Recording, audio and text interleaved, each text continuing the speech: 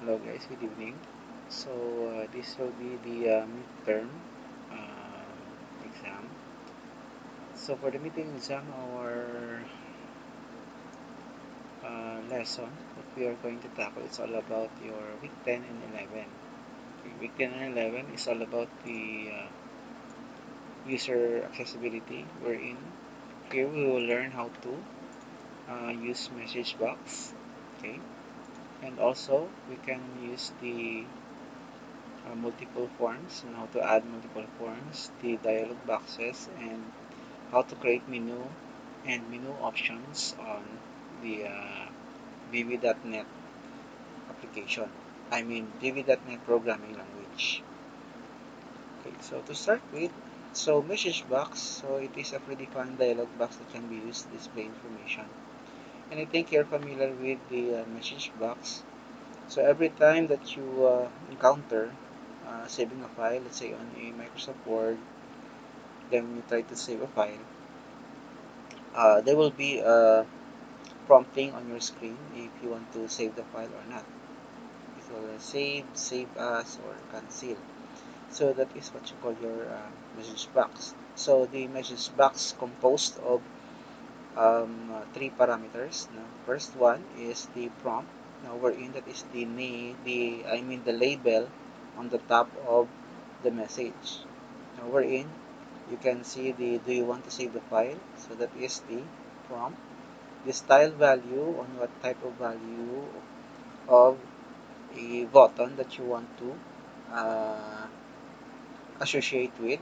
Let's say, for example, yes or no, okay, okay, cancel, and so on. So there are lots of style value for the message box. And for the title, it is located at the top or the head of your message box. The title is just the signification if it is a warning, um, not notice or notifications or information and so on. So that is the title. Okay. So for the style value of the message box, so you have your OK only, okay, OK cancel, abort reply ignore, and there's a lot of style value for the message box. So this is a built-in when you install your Visual Studio any version. So this different style on the message box is already included on the Visual Studio. So anyway, you just explore on how to use this. Okay.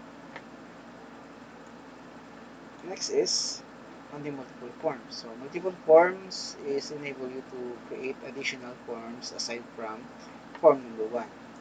So on our previous lesson on the VB.NET, you have created one forms for form one. So that's by default. So for example, you have to create another project. Okay. So don't forget Visual Basic, not Visual C Sharp. Okay, Visual Basic, Windows, then Windows Forms. So don't forget to set the location and the name. So let's say for example the name is Activity 2 or Act 2. Okay, so we will wait for certain seconds to load your project. Okay. So now as you can see, you have your form 1 as a default form name for the project Act 2. Okay, so later on you will have a additional forms for it on how to create a new forms aside from the form 1. Okay, so this multiple forms. So for the dialog box, it is a associate with the functionality of your um, programs or applications. So for example, if you want to save the file, let's say file and then save as, then browse. So once you encounter this, this is what you call your dialog box.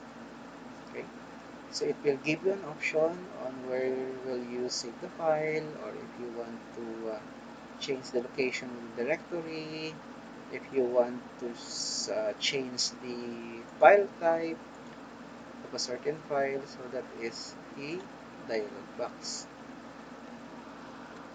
Okay, and then for the menu, so it allows you to organize your forms into one form. So just like the same on the logic or the concept of the menu on a certain restaurant, so you got the one book, yeah, they will give you a sort of folder or a sort of booklet that contains different menu. So you have an option to select what food do you want to order. So same with the program, it has also a menu to organize your forms. Let's say for example, if you have one, two, three, or more than five forms, so it's very difficult to open it one by one. So instead of using a manual way, so we will be using the menu to organize it and consolidate into one particular form. So that is the menu. So the concept of the menu hierarchy is just, let's say for example, you have your file. Okay. So for example, your file, under the file, you have your menu option, employee, another menu option for the product, and another menu option for transaction. So same with the menu, operation menu. So it has a different options, same with the report and help. So just like the same here. So if you have here your menu on this application, which is PowerPoint, so you have different options. So that is the concept of the menu hierarchy. So all you need to do is to organize it according to its menu name, and under the name you have menu options. So that is menu hierarchy. Okay, so let's try to apply the logic and the concept of our menu, okay, on your form. So for example, this is your form 1, so we will add, let's say, one, two particular um, forms. This for form 1, I mean form 1 is a default, then we will add two more, which is form 2 and form 3. So all you need to do is to right click on your project name, which is Act 2, then look for the add, and then on the different options, click on the Windows form. And from the Windows form, so all you need to do is to select Windows Forms also. So as you have observed, so you have now your form2.bv. So same with the form 1. So don't need to rename it, just click add, okay, for form number 2. And another one for form number 3. Right click, add, and Windows Forms. Then form number 3, click add. Okay, so you have now form 1, 2, and 3. Okay, now the last part is we will going to create your main menu. Okay, so for example, your main menu, under add, and then Windows form for form number 4. Click add.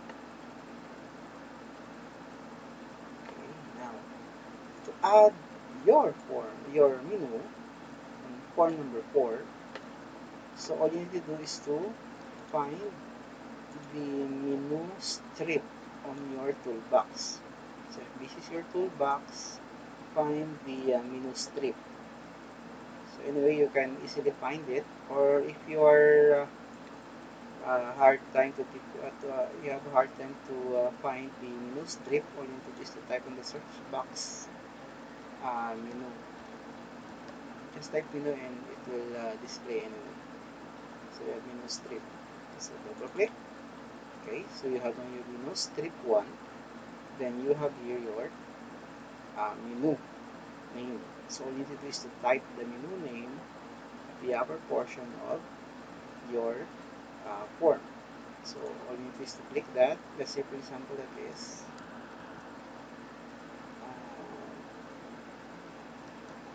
file.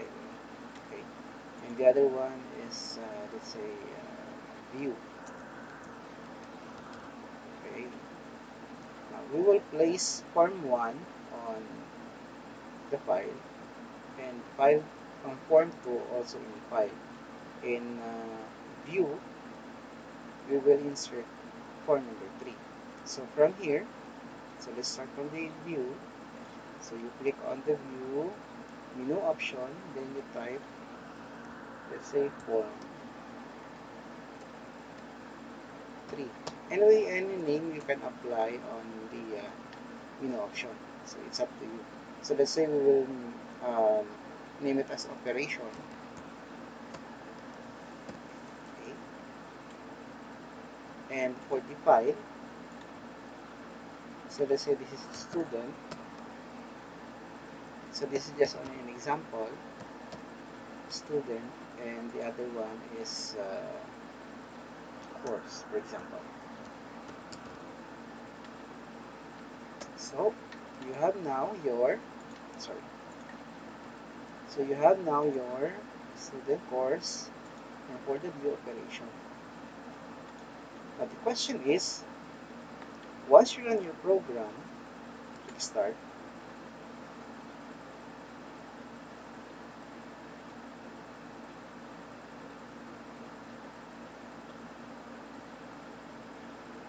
Okay.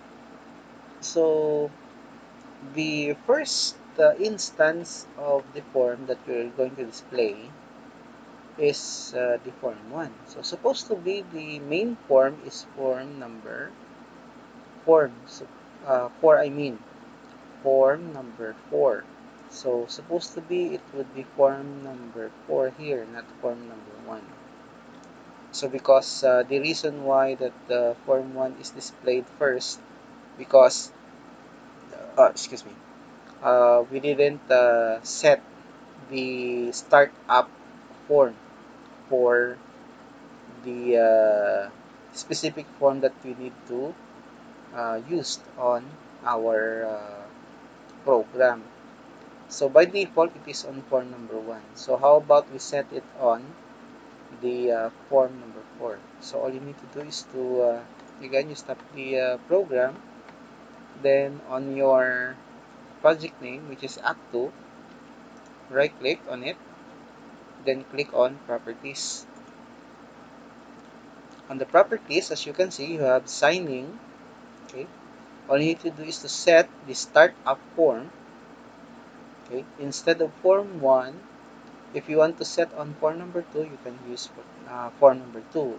If 3, then form number 3. So since our main form is on form number 4, so all you need to do is to click form number 4. Okay, then you just close it and you start to run it again. Okay, so as you have observed, you have now your menu from file, student, and course for this operation. However, when you try to click on the student or course or even operation on the file and view, so there will be no forms that will popping up on the form. I mean, there will be no form popping up on your main menu. Supposed to be there will be, no? For form, there is a form that will popping up on your menu. For operation, you have form 3, for student, form 1, and for course, form 2. So let's say that will be our hierarchy. Now, to make that happen, you click on the file, double click on student. Okay, now, on this student, in order for us to link, to attach the form 1 to this student menu option, you just type the form name itself, form 1 period or dot show. Okay,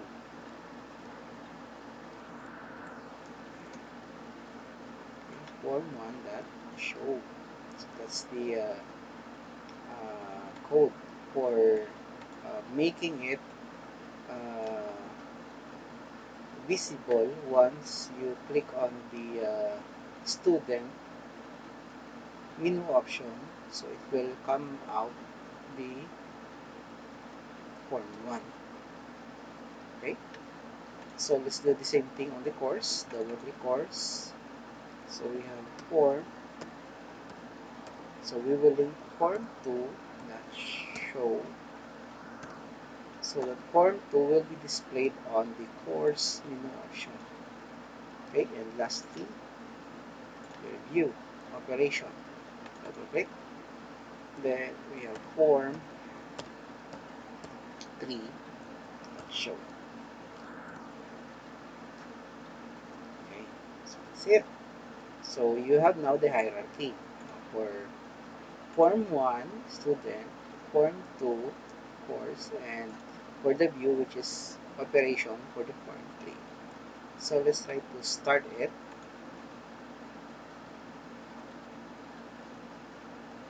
And let's test if this is working or not. Okay, so you have form 1, form 2, form 3. Okay, so all of the form, I mean all of the menu option is uh, already activated and linked or attached to the said menu and menu options. Okay, so anyway, you can ask questions regarding our lesson for week 10 and 11 for user accessibility. Okay, if you want to add another additional menu names, so you can add as many as you want, as long as it is related to your system or programs. So for this example, we have only 2 examples. Okay, now for your midterm exam, I will close it. So you'll be creating a new program, which is midterm exam, and then all you need to do is to create 1, 2, 3, 4. I mean 1, 2, 3 forms for the different layout. Invitations for voltage, current, and resistance. Okay, and then after that, create a main menu for the 3 forms, then place it according to its hierarchical order. So follow the given layout. So just like the same on our previous demonstration. So voltage, current, and resistance. So every form here for voltage should have a menu option, and current also for menu option, and resistance another menu option. Okay, and then you just simply perform the computation on its form according to Ohm's law. So if you have voltage, it should have a computation for voltage. Once you click compute, it will compute the value according to the values of your resistance and current. And for the current, voltage and resistance, and for resistance, you have voltage and current. Okay, so anyway, here is the formula. So I think you're familiar with this. Okay, so just put all your source code on the document format with screenshot. So all of your answer with the forms with screenshots should put it on a document format, and then submit it to my email. Then kindly put your full name of your member together with your year and section on the subject field of our email. Then seek your comfortable pair for this exam, minimum of 2, maximum of 3. Then submit it this on or before May 29, 2020. Okay, if you have some more questions regarding our demonstration about week 10 and 11 lesson, you can message me on our official group chat, or you can leave your message or comment down below the comment. Okay, stay safe everyone, and good day.